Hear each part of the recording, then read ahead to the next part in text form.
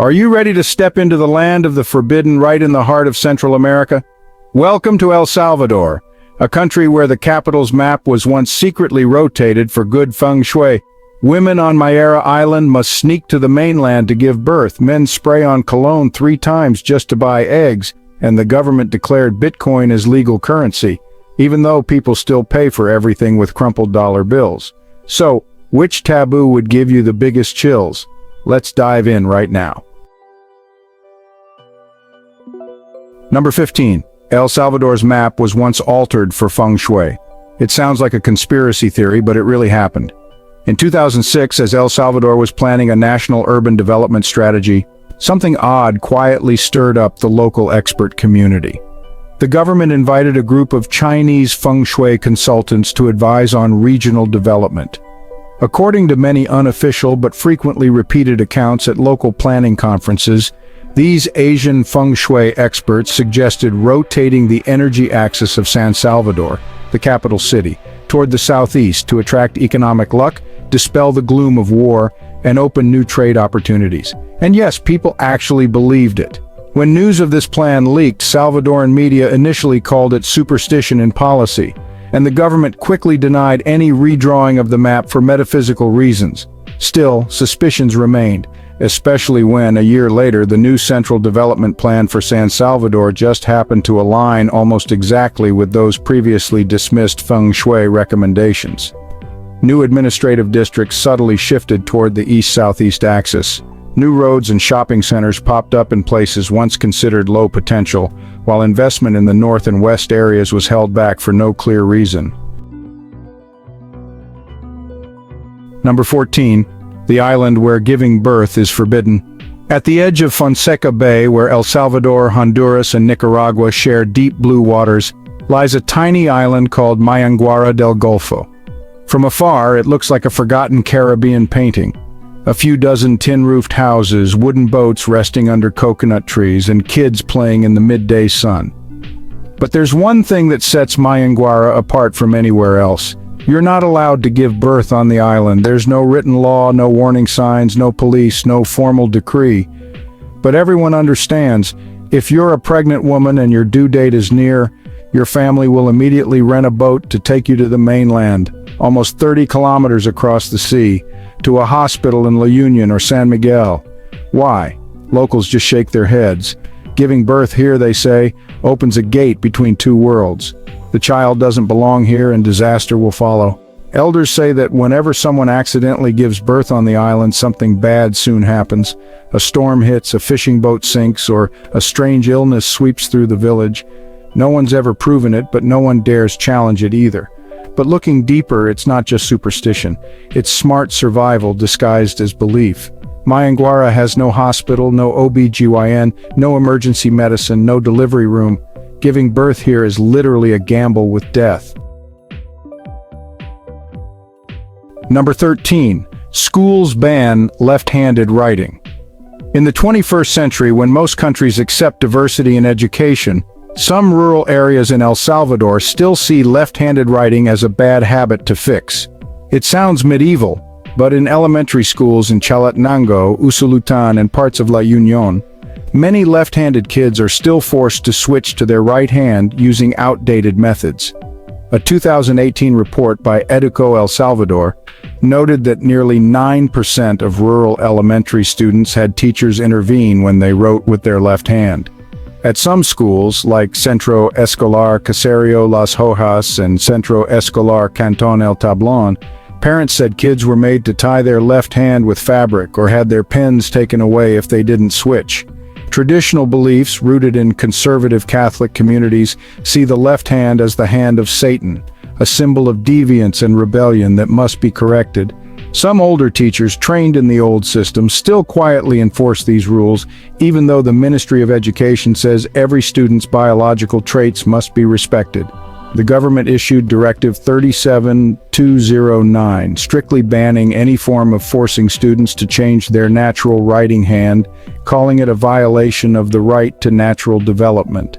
But loose oversight in remote areas, a shortage of young teachers, and old-school thinking mean these practices still exist as a collective secret. Number 12, is El Salvador really dangerous? For years, El Salvador was internationally known as one of the world's most dangerous places, with names like MS-13 and Barrio 18 becoming global symbols. There was a time when nearly 15 violent incidents happened daily, and small towns lived under gang rule. But in just the last 2 to 3 years, things changed dramatically. Under President Nayib Bukele, the government launched a crackdown described in 2 words: iron fist. Emergency laws were extended more than 30 times. Over 85,000 people were arrested. The mega prison CCOT was built as a fortress, and the military was allowed to patrol the streets like police. The result? The homicide rate dropped from 36 per 100,000 people to under 2. That's lower than many U.S. states. Areas like El Tunco, Santa Ana, and downtown San Salvador are now packed with armed police day and night. Many international visitors describe it as the safest Central American country they've ever visited. For Salvadorans, it's a clear but painful trade-off. On one hand, they feel safe walking home at night. On the other, they avoid asking too many questions, since openly doubting the government can quickly lead to tension. No matter what one thinks, one thing is undeniable: El Salvador is changing every day. Life here moves slowly. People are incredibly kind and welcoming. You can sit by the roadside eating pupusas, chat with a bus driver, and feel a warmth you'd never expect from a place once called the most dangerous in the Americas. Number 11. Pop-up markets everywhere. In El Salvador, you don't have to go to the market comes to you. From before sunrise until late at night, street vendors weave through every street, beach, bus station, or neighborhood entrance, turning every sidewalk and intersection into a lively, colorful, and surprising mobile market. You might be strolling in La Libertad and suddenly hear a shout from afar, "Pupusa caliente," as a woman pushes a small wooden cart closer with a smoky charcoal stove and a sizzling corn batter pan. In big cities like San Salvador or Santa Tecla, these signless markets even have their own schedules. Mornings are for bread and strong black coffee. Lunchtime brings soup and boxed rice. Evenings are bright with grilled corn, iced milk, and fresh-cut fruit. Be a bit cautious. Local guides in El Salvador always remind visitors, smells good doesn't always mean clean, hot doesn't always mean fully cooked, and cold ice isn't always safe. Many travelers suggest picking food cooked right in front of you, steaming hot, or fruit you can peel yourself like mangoes, bananas, or fresh pineapple. Number 10. Weapons are banned for foreigners but still sold everywhere. El Salvador, once called the world's most dangerous country without war, has some of the strictest gun control laws in Latin America. By law, foreign visitors, even those with gun permits from their home countries, are absolutely not allowed to bring weapons into El Salvador. No exceptions. If you're caught, you could be arrested at the airport or worse. But here's the twist. The law says one thing, reality says another. Walk into certain convenience stores, big supermarkets, or suburban malls in places like Soyapango or Santa Ana, and you'll see weapons for sale out in the open. From dangerous firearms to pocket knives, pepper spray, and even body armor, all right next to the soda and toothpaste aisles. Why the contradiction? Local citizens, especially small business owners, long-haul truck drivers, and farm owners, can buy weapons if they have a psychological certificate, security registration, and pass a background check. The catch? El Salvador's permit system is strict but not transparent. People with money or connections can buy, while foreigners, even those with international permits, are viewed as potential threats. Number 9. Salvadoran men can't live without cologne. If you thought cologne was just for women or only for dates and parties, El Salvador will change your mind. In this small Central American country, men wear cologne daily. Even if they're just heading to the corner store for eggs or to a local pupusa shop, Salvadoran men might spray cologne 2 to 3 times, behind the ears, on the chest, and one last spritz on the back of the neck to ward off bad energy. Not everyone owns a car, but almost everyone carries a small bottle of cologne in their shirt pocket or motorcycle glove box. According to a 2022 cosmetics market report, El Salvador ranks in the top 3 Latin American countries for men's cologne consumption, just behind Brazil and Colombia. Most buyers here don't go for expensive French brands. Instead, they prefer local market scents or cheap US dupes, strong and loud, just the way locals like it. Popular scents include Aqua Sport, Fiero, Blue Rush, and Fresh Masculine. They're designed to smell like you've been working in the sun, yet still fresh, like you just stepped out of an air-conditioned gym. Some barbershops even offer a free full-body cologne spray after a haircut, so customers leave feeling scent confident. Number 8. A mysterious mansion washed up on El Salvador's beach. Ever seen a house wash up on a beach? Not a boat or container, but a concrete mansion, teetering on the sand with no windows, no finished roof, and honestly no explanation for its origin? This is the long-standing mystery of La Puntilla, a remote beach in El Salvador. Locals say that one morning after the tide, the house just appeared, its stained walls, strange graffiti, and untraceable paint marks giving it an eerie presence. No one knows the owner. No one dares enter. No one understands why it ended up there. Everything changed when a local TikToker named Cholopanza Vlogs posted a video exploring the ghost house. The video showed seawater up to the knees, ceiling chunks falling, and walls blackened as if burned. The clip went viral.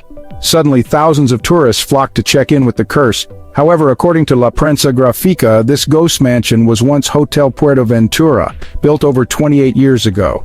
The developer insisted on constructing it right on the beach for $1 million view, ignoring local warnings. It's unclear whether the hotel was destroyed by Hurricane Mitch in 1998 or abandoned as a failed project. One thing's certain, the structure now looks like a stranded ghost ship. Local fishermen aren't so romantic. They say the government banned building too close to the sea, but the developers were stubborn. Now that's the consequence. The house is submerged during every high tide and only accessible early in the morning. When the tide comes in, it looks like a half-sunken structure in a salty, natural pool, a scene both beautiful and honestly pretty eerie. Number 7, the only country in Central America without railways. El Salvador is the only country in Central America with no active railway system. While neighboring countries like Guatemala and Honduras have at least one remaining train line from colonial times, El Salvador shut down its entire rail network in 2002 with no official plans to rebuild. So how do people get around? The answer: brightly painted buses called the Sun Trains of Central America. Welcome to the world of camionetas, or chicken buses, public buses converted from old American school buses, painted in wild colors like moving murals. Each bus is a work of art. The front might feature the Virgin Mary, the back a soccer team logo, and the sides red flames or angels with crosses. Inside, drivers blast salsa music, rosaries hang from mirrors, and mini battery fans cool the steering wheel. The fare? It's barely changed in decades, about 25 to 35 cents per ride, making it the backbone of working-class transportation. But don't expect peace and quiet. Prepare for non-stop honking, and you'll probably have to jump on before the bus comes to a full stop. Number 6, the first country to recognize Bitcoin as legal currency. In 2021, the financial world was stunned when El Salvador declared Bitcoin legal tender, equal to the US dollar. Known for gang violence and coffee exports, El Salvador suddenly leapt onto the digital tech map, becoming a hotspot for crypto investors and travelers with cold wallets. President Nayib Bukele, nicknamed the digital player by locals, not only passed the law but also launched a national e-wallet called Chivo. Every citizen who registered received $30 in BTC. The government even installed hundreds of Bitcoin ATMs, everywhere from supermarkets and post offices to stadiums. But reality didn't live up to the hype. By late 2022, only about 14% of businesses actually accepted Bitcoin. Most people, especially in rural areas, cashed out their BTC for dollars as soon as possible. Why? Too complicated, too unstable. In daily life, the US dollar remains king, from coconut water on the beach to long-distance bus fares. And remember, street markets, pupusa shops, and convenience stores all use cash, sometimes even refusing large bills like 50s or 100s. Number 5, criminals could pause jail time by joining a monastery. In the early 1990s, El Salvador's prisons were severely overcrowded. Then came a humane, yet honestly kind of bizarre idea. If you committed a minor crime and showed real remorse, you could go to a monastery instead of jail. Yeah, you heard that right. Instead of sitting in a damp cell, some minor offenders like petty thieves or brawlers were allowed by local courts to switch to temporary monastic life. Legally, their sentences weren't erased, just suspended if they agreed to live in a monastery for at least a year. Monasteries became low-budget resorts for minor criminals, where you just did odd jobs, tended the garden, read the Bible, and in exchange got 3 free meals, hot water for showers, and no one asked about your past. Compared to many Salvadoran prisons at the time, with no beds, no toilets, sometimes no light, a rural monastery was truly heaven. Though the monastery instead of jail program only lasted a few years before being scrapped due to scandals, locals still recall it as a naive but memorable chapter in the country's legal history. Number 4, tap water taboo. In El Salvador, pouring someone a glass of unfiltered tap water, even at a family meal, can actually be seen as a subtle insult. In a country where over 90% of surface water is polluted by fertilizer, trash, and bacteria, drinking straight from the tap isn't just dangerous, it kind of signals you don't care about others' health. Not just locals, but even long-term travelers avoid asking for ice at small restaurants or street stalls. Why? Most ice is made from untreated tap water, and you might just win the lottery with a souvenir called traveler's diarrhea that lasts 3 days. But here's the twist. Salvadorans don't really crave bottled water, they actually prefer bagged water. Yes, in many traditional markets and bus stations you'll see adults, kids, and drivers sipping from small plastic bags of purified water, biting a corner and just sucking it like old-school soda.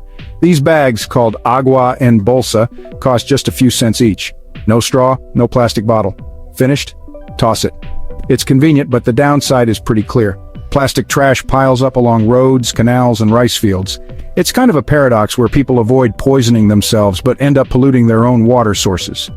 Number 3, don't leave your shoes at someone's door.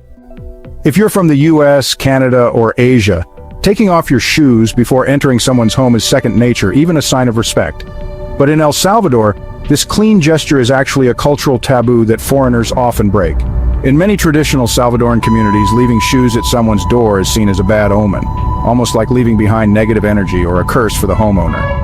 Folklore says what you bring from outside, dirt, bad luck, burdens, shouldn't settle at someone's doorstep. To them, the doorway is the boundary between the chaotic outside world and the sacred inside. Placing anything, especially dirty shoes, right at the threshold is a silent violation, a subtle but deep bad sign. Instead, Salvadorans usually enter with their shoes on, then change inside if needed, or ask the host first. Don't be surprised to see handwritten signs like, "Please don't leave shoes outside at the door." It's not just a reminder, it's a subtle boundary of respect. Number 2, people bathe in coffee. If you think coffee is just for drinking in the morning, El Salvador will surprise you. In this small Central American country, people don't just love coffee, they soak in it. In mountain towns like Concepcion de Ataco or Huayua, you'll find tiny local spas tucked in the hills where guests bathe in wooden tubs filled with hot, strong, fragrant brewed coffee. Salvadorans believe the chlorogenic acids in coffee exfoliate, brighten skin, firm muscles, and boost your spirit. It's not just talk, they truly believe coffee can wash away fatigue. You'll see locals applying coffee grounds to their faces, hands, backs. Not as a tourist gimmick, but as an almost traditional ritual. One spa owner told an American visitor, "If you're stressed, let coffee hug you, not just drink it. It understands you better than friends." It sounds poetic, but this is how they live here. Coffee isn't just a drink, it's therapy, a symbol, a source of pride. Tip for travelers: if you visit El Salvador, don't just look for beaches or volcanoes. Try a small mountain spa where they play wind and rooster sounds instead of meditation music, and soak in a dark brown coffee bath. Breathe deep and feel the pulse of the whole country flowing around you. Number 1, English names were once banned. Here's a strange truth few have heard. In the 1970s, El Salvador quietly purged English to the point where some places refused to issue birth certificates for kids with overly foreign-sounding names. If parents tried to register a child as Kevin, Ashley, or Jonathan, officials might frown and suggest switching to Spanish names like Jose, Maria, or Carmen. There was no written law banning English, but the No American Names rule became an unspoken policy in some areas, reflecting post-war xenophobia. It wasn't said aloud, but everyone knew a kid named Brittany might grow up thinking she belonged in Hollywood, not San Salvador. Ironically, today El Salvador is full of American-sounding names. You'll meet Brandons, Wendy's, Derek's, even Yennifers. But in reality, most people still don't speak English. According to 2023 stats, only about 11% of Salvadorans can hold a basic conversation in English, and even in tourism, fluent English speakers are rare outside upscale hotels.